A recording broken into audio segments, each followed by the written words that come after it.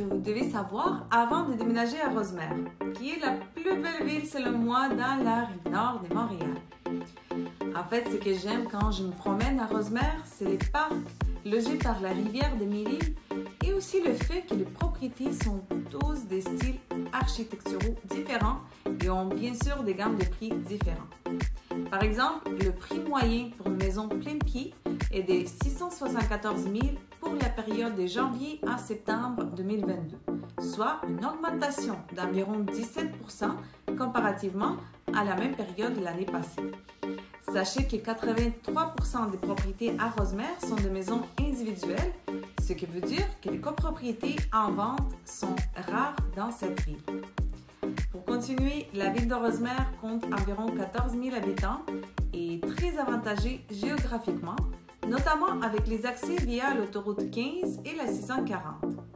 Cette ville fut d'abord un site de villégiature en milieu agricole. C'est aussi une des rares villes de la province qui reconnaît le français et l'anglais comme des langues officielles. Donc, environ 18% de la population est anglophone.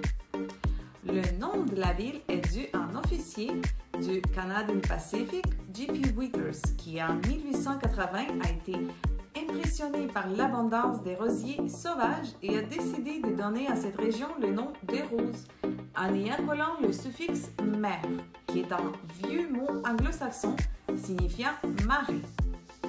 En plus, la ville a gagné plusieurs prix nationaux et provinciaux pour l'aménagement de ses espaces verts et pour la protection de son milieu naturel. En achetant une maison à Rosemère, vous vous sentirez certainement comme dans un chalet et c'est juste à 20 minutes de Montréal. Et c'est pour cette raison, je crois que le stationnement sur la rue est interdit en tout temps à Rosemère. En fait, selon moi, une marche sur les rues de Rosemère ne sera pas aussi satisfaisante avec les autos stationnées un peu partout comme on voit dans d'autres villes. Il y a par contre un grand stationnement près de la gare Rosemère et c'est pour les usagers du transport collectif, soit le train. Et il y a aussi un stationnement à côté de la belle bibliothèque de Rosemère. Pour ajouter, Rosemère compte 3 écoles primaires et 2 écoles secondaires francophones et 2 écoles primaires et secondaires anglophones. Vous y trouverez donc pour tous les goûts des écoles publiques avec des programmes internationaux, des écoles privées et des écoles anglophones.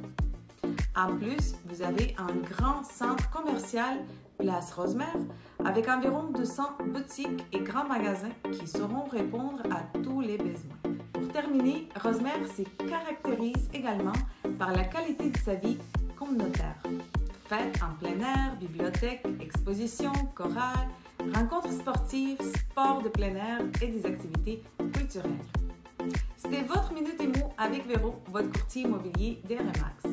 Appelez-moi au 514-998-7112 pour tous vos projets immobiliers.